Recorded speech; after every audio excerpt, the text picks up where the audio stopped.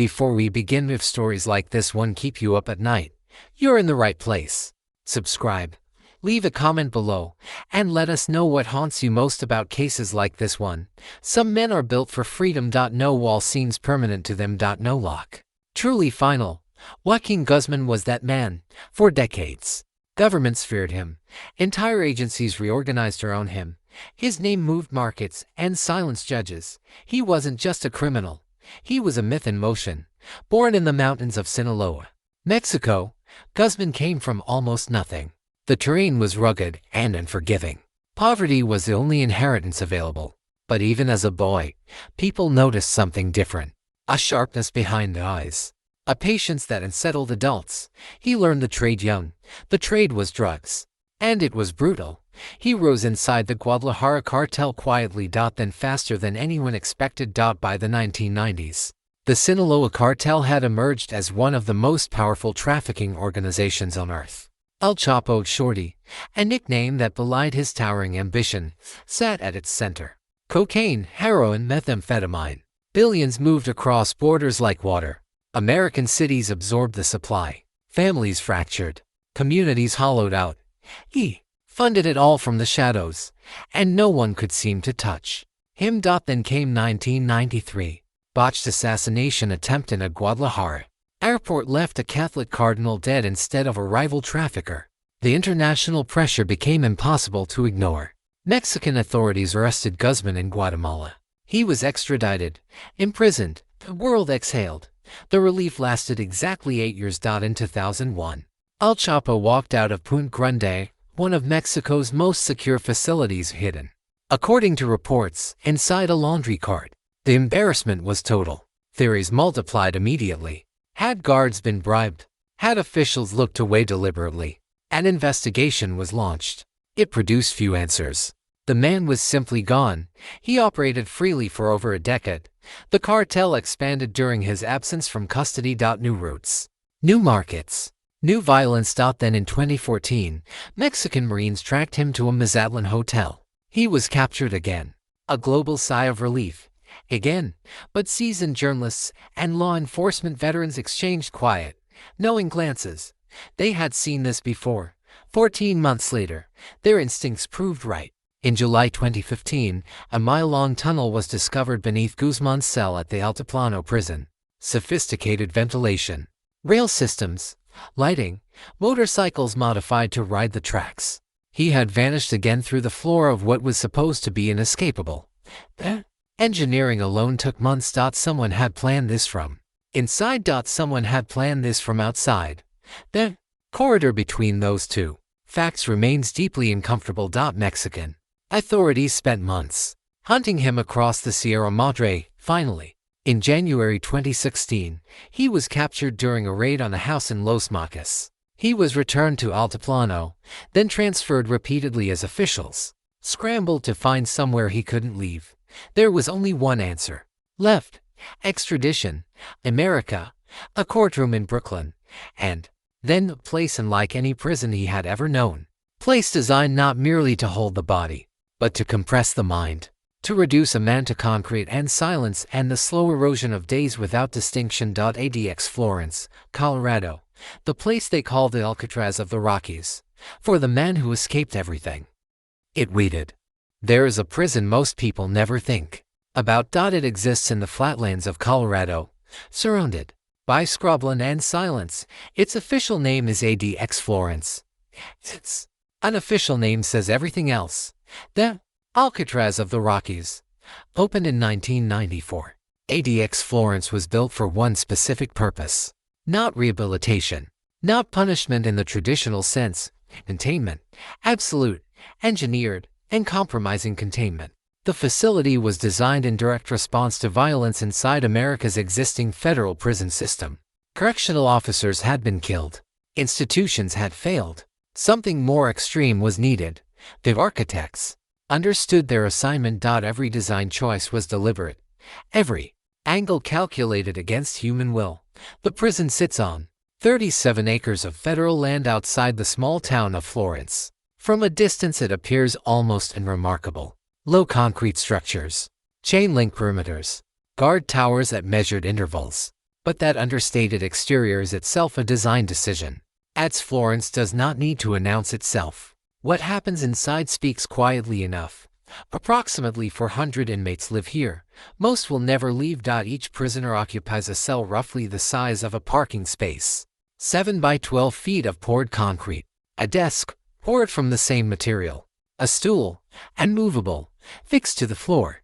A bed, also concrete, with a thin mattress placed on top. A toilet and sink combination unit that shuts off automatically. If tampered with, there is a small shower inside the cell itself. Inmates rarely need to leave for anything. That is precisely the point. Natural light enters through a single narrow skylight, angled specifically so that inmates cannot determine their own geographic orientation. They cannot see the yard. They cannot see other prisoners. They cannot construct a meaningful sense of the world beyond their door. Time becomes elastic and disorienting in ways that psychologists have documented extensively. 22 to 24 hours a day inside that space. Every day, without exception. The recreation area, if it can be called that, is a slightly larger concrete enclosure, open to the sky through a heavy metal grate. Inmates exercise alone. No equipment beyond the dimensions of the space itself. No contact with other prisoners during yard time. A former warden once described the facility to a journalist with uncomfortable frankness. He said inmates could go years without physically touching another human being. Years? That single word landed heavily in the interview. It still does. For Joaquín Guzmán. The transfer to ADX Florence arrived in 2019 following his federal conviction in Brooklyn. The trial had been exhaustive. Witnesses testified about murders, bribes, and the sheer industrial scale of the Sinaloa operation. 11 weeks of evidence. Former associates turned informants described a man who maintained total organizational control through fear, loyalty, and an almost bureaucratic attention to detail. The jury took less than 6 hours to convict. On all counts, 17 life sentences plus 30 years. No possibility of parole. No avenue of appeal that legal observers considered viable. He was transferred quietly. No announcement of the exact date. No press conference. The Bureau of Prisons offered minimal confirmation and fewer details. That restraint was itself a security measure. ADX Florence had absorbed other notorious figures before him. The Unabomber, the Boston Marathon bomber, a former FBI agent convicted of spying for Russia. Men whose names once dominated headlines now existing in near total institutional silence. Guzmán joined that silence. The man who moved billions across borders, who commanded armies of loyal soldiers, who twice embarrassed sovereign governments by simply walking away. He now lived inside 7 by 12 feet of concrete. The tunnel builder was in a room with no tunnels to dig. The escape artist had finally met his final stage, but inside ADX Florence, questions don't disappear with the inmates.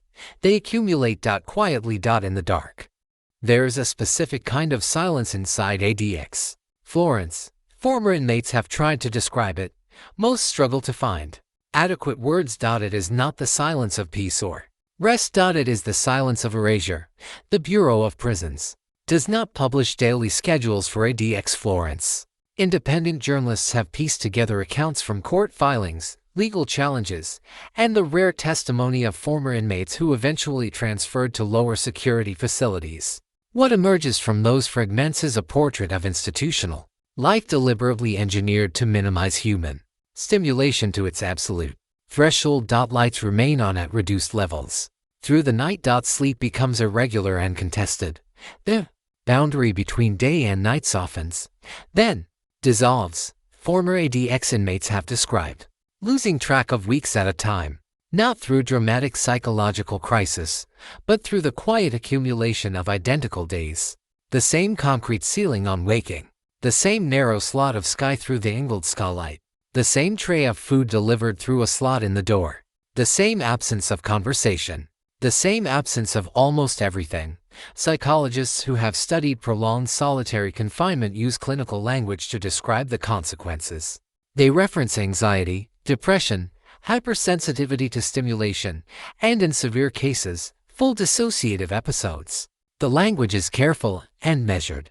But behind the terminology, the human reality is considerably rawer.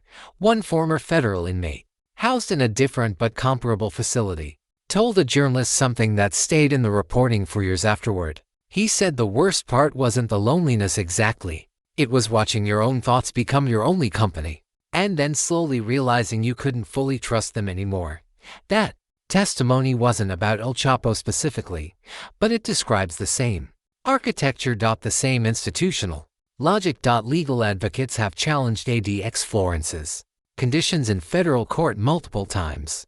A significant lawsuit filed in 2012 on behalf of several inmates alleged that the conditions constituted cruel and unusual punishment under the Eighth Amendment. The case produced a settlement in 2015 that resulted in some procedural reforms, mental health assessments, marginally increased programming access. Whether those reforms fundamentally altered daily life inside remains genuinely contested. Former inmates say little changed. The Bureau of Prisons disputes that characterization. The gap between those two positions has never been formally resolved. For Joaquín Guzmán specifically, his legal team raised mental health concerns relatively early in his incarceration at ADX Florence. Court filings described restricted access to natural light, severe limitations on family communication, and conditions his attorneys argued were uniquely punishing even by ADX standards. They cited his placement in the most restrictive unit within an already maximally restrictive institution. The government's position was consistent and unmoved. He represented an unprecedented flight risk. His history of escape made standard protocols insufficient. Both arguments carry genuine weight. Both exist in uncomfortable tension outside the prison walls. His wife Emma Coronel Spuro navigated her own legal catastrophe. Arrested in 2021 at Dulles International Airport, she pleaded guilty to drug trafficking charges connected to the Sinaloa cartel. She was sentenced to 3 years in federal prison. She served her time and was released in 2023. Their children grew up in the space between those two convictions, between two parents consumed by federal prosecution. In Mexico, the cartel did not pause to mourn its imprisoned leader. It fragmented, evolved, and continued. New factions emerged from the Sinaloa structure. Violence accelerated in certain corridors. The organization El Chapo built did not require him to function. That fact alone raises questions that linger. What does it mean to imprison the architect of a system that outlives his imprisonment? What precisely has been contained? Those questions have no comfortable answers. And somewhere inside 7 by 12 feet of Colorado concrete, the man at the center of all of it moves through another identical day. Unreachable. Unescaped. But not entirely gone from the world he shaped. The investigation, it turns out, was never finished. There were things found inside the trial record that almost nobody reported. Evidence that pointed somewhere deeply inconvenient, and sources who agreed to speak then went silent without explanation. That thread is where this story goes next. The Brooklyn courtroom was enormous in its implications. 11 weeks of testimony. 56 witnesses took the stand. The evidence ran to hundreds of thousands of pages. It was one of the most significant federal drug prosecutions in American history. Prosecutors built their case methodically and with considerable confidence. Former cartel members described operations spanning decades. They detailed shipment routes, bribery structures, and acts of violence carried out under organizational instruction. The picture was vast and damning, but trials have edges, and at the edges, things get complicated. Several of the government's key witnesses carried histories that defense attorneys worked to expose with precision. These were cooperating witnesses, former cartel operatives, who had accepted plea agreements in exchange for their testimony. Their accounts were detailed and internally consistent in many respects. But consistency, as any experienced trial observer knows, can itself be rehearsed. Defense attorneys pressed on specific discrepancies. Dates that shifted slightly between depositions. Details that evolved across multiple interviews with prosecutors. The government maintained that minor inconsistencies were expected in witnesses recounting events spanning years or decades. The jury, ultimately, agreed. But legal scholars who reviewed the trial record noted something worth sitting with. Several witness accounts had been heavily shaped through extensive pre-trial preparation, sessions with federal prosecutors. That process is entirely legal. It is also entirely capable of blurring lines. One witness in particular drew significant attention: Alex Cifuentes Villa, a Colombian drug trafficker who had lived with Guzmán in the mountains of Sinaloa during a period of hiding, testified about the cartel's internal operations in remarkable detail. His account was vivid and damaging, but during cross-examination, he also made claims that the judge ultimately instructed the jury to disregard entirely. Those claims involved a sitting head of state. The instruction to disregard does not erase the moment. It simply reclassifies it procedurally. Journalists in the courtroom noted the atmosphere when those claims surfaced. The shift was palpable. Something had entered the record that powerful people would spend considerable energy keeping contained. The subsequent instruction from the bench arrived quickly, firmly. The official record moved forward, but reporters kept their notes. Beyond witness complications, the trial surfaced something structurally significant about how the Sinaloa cartel had operated for so long without serious interdiction. The sheer scale of documented bribery was extraordinary. Officials at multiple levels of Mexican law enforcement and government appeared in testimony. Directly or by implication, the Mexican government observed the trial with visible discomfort. Diplomatic language remained carefully measured. Specific names that appeared in testimony were rarely followed publicly. Accountability, when it arrived selectively. American investigators had their own complications. The DEA's involvement with cartel-adjacent figures over the years produced questions that resurfaced periodically in the coverage. Confidential informant relationships, operations that traded short-term intelligence for long-term organizational tolerance. The boundaries of those arrangements had never been fully mapped in public. These are not fringe allegations. They appear in congressional records. They surface in Inspector General reports. They remain structurally and resolved. El Chapo's defense team, led by attorney Jeffrey Lichtman, argued throughout the trial that their client was being scapegoated, that the true leadership of the Sinaloa cartel sat elsewhere, that Guzmán was a powerful figure, yes, but also a useful one, useful to be seen as the singular face of an operation far more diffuse and institutionally protected than any prosecution could fully address. The jury rejected that framing in under 6 hours. But rejection is not refutation. The questions Lichtman raised did not disappear with the verdict. They migrated into academic papers, into investigative journalism, into the kind of long conversations that happened between people who followed the trial closely and couldn't quite settle into comfortable conclusions afterward. Somewhere in Colorado, the convicted man lives inside his concrete cell. 17 life sentences stacked like documents in a filing cabinet. The trial is over. The record is sealed in places it should perhaps be open, and the system that produced Joaquín Guzmán continues its operation, largely uninterrupted, largely unexamined. Empires do not die with their emperors. History has demonstrated this repeatedly. Criminal empires least of all. When Joaquín Guzmán was extradited to the United States in January 2017, analysts and law enforcement officials offered a familiar reassurance. Removing the leadership, the argument went, disrupts the organization, creates instability, buys time. The logic was reasonable on its surface. It had also been proven wrong before, repeatedly, in conflicts against organized crime across decades and continents.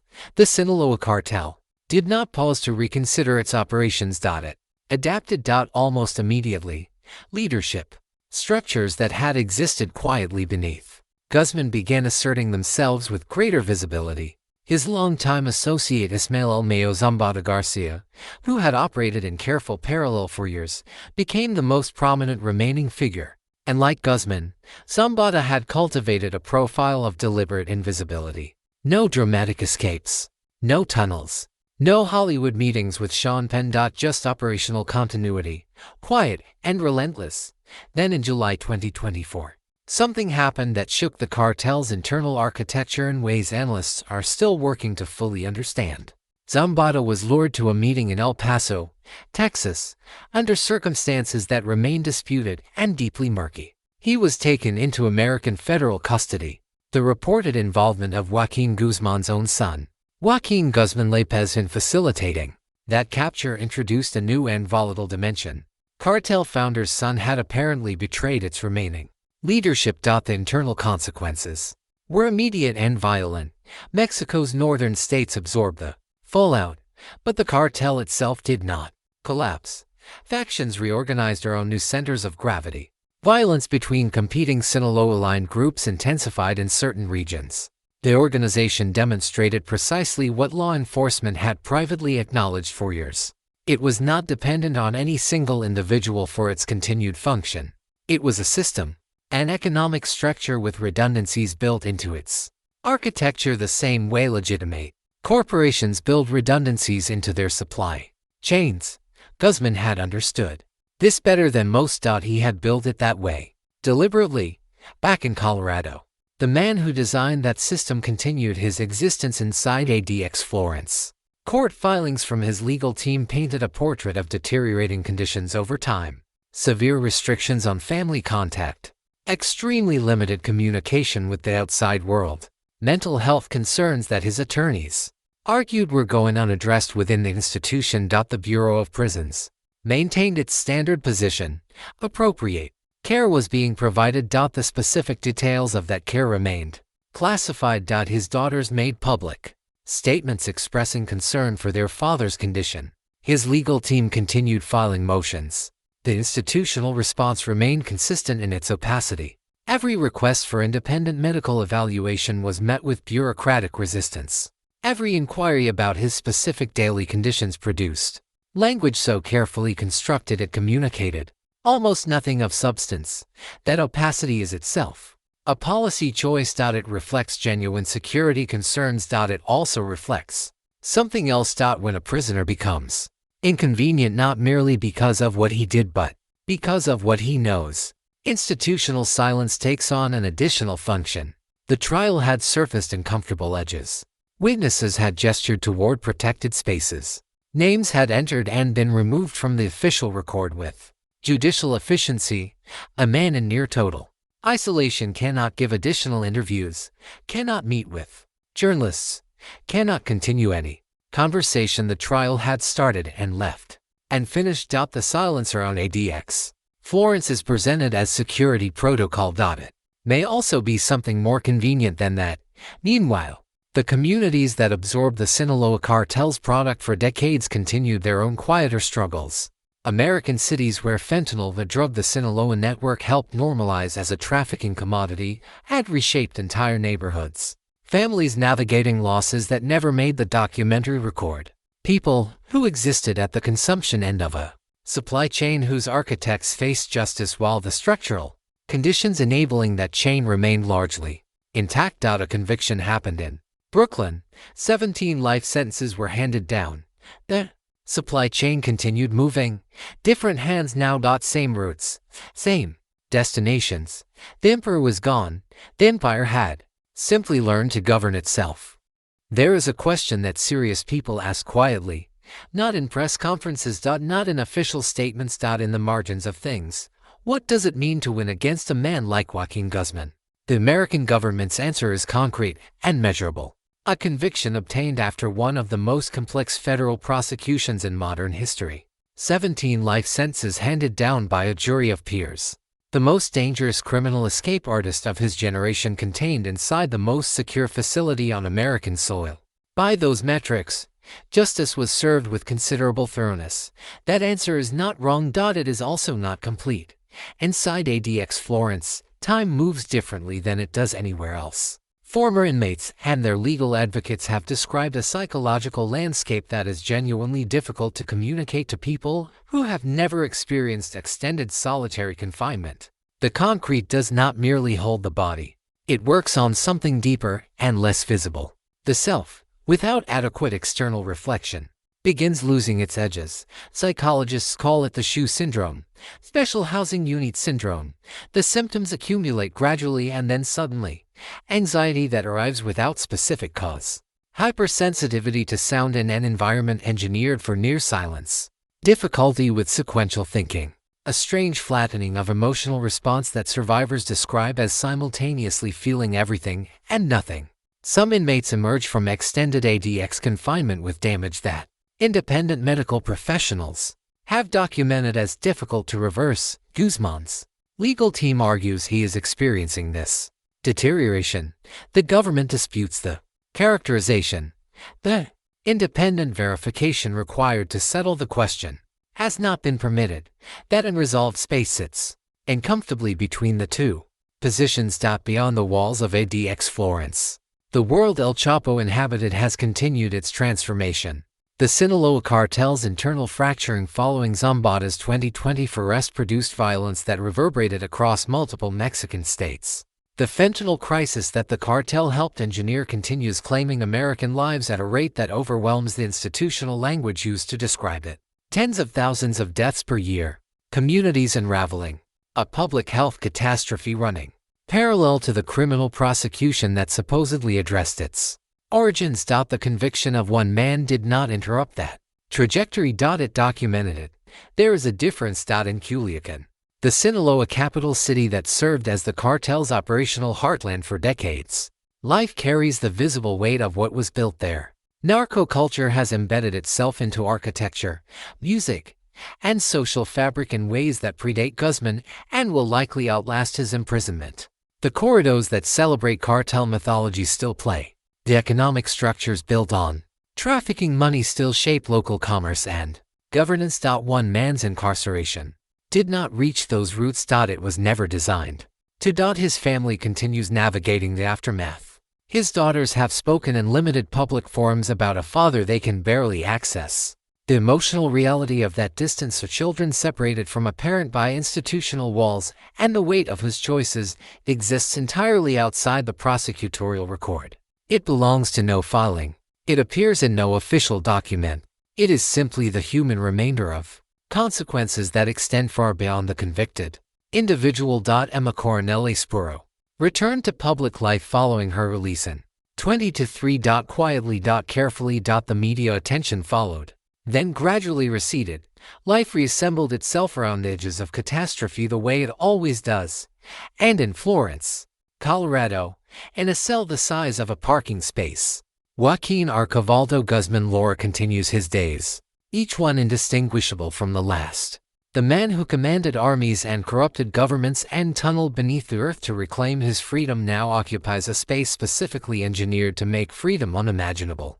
The skylight above his cell shows him a rectangle of Colorado sky that tells him nothing about where he is or what direction offers escape.